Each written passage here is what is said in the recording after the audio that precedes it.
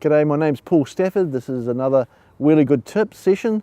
Today I'm going to be talking to you about the RGK Front Wheel and also the Smart Drive and the combination of the two and how they work together.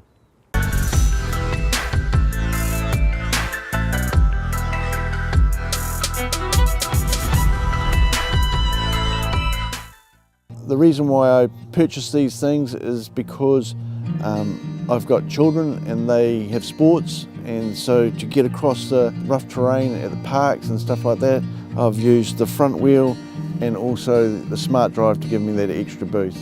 Because I'm a tetra and also I've had shoulder problems, it was suggested that I use electric form. They suggested electric wheelchair, but I wanted to be lightweight with the chair, so I've added the electric wheel Smart Drive at the back to help assist me with the power, and also the RGK front wheel to make it a smoother ride over rough terrain. The reason why I've chosen the RGK front wheel was because it has a more stable fixture. It was easier for me to put on as there's just two clips at the side, so it's not taking pressure on your front foot plate.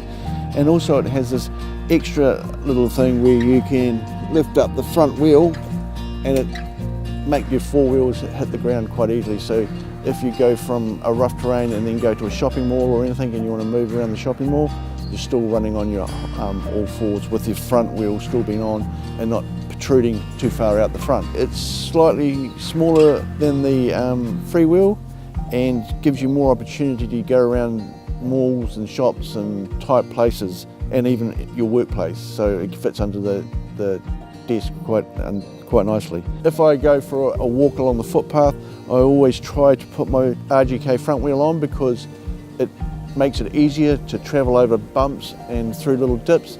The Smart Drive, because of my shoulder problems that I've had and the doctor's suggesting that I use something with electric power, that has assisted me. I use it at work to get up ramps, to take the load off my shoulders, so it has proved to be a very good option.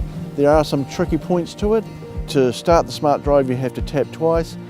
You tap once to hold that speed that you want, and then you have to tap twice to stop. One of the downsides I've found from the Smart Drive is that if you are riding on any loose gravel or loose stones, it tends to spin a lot. Not being able to gain traction because of the small size of the wheel and the speed that it's travelling at. So it does tend to be a fault. What you'll find on firm grounds and rough terrain, it works really well. It's just the fact that the loose gravel and the stones can be a bit of a problem. If you hit a bump on the road or footpath, you need to stop it and it will keep on going until you stop it. So that can be a downfall if you can't tap your wheel twice. They very good items that work well together, and something for tetras and stuff that have shoulder problems could consider if they don't want to go to an electric chair.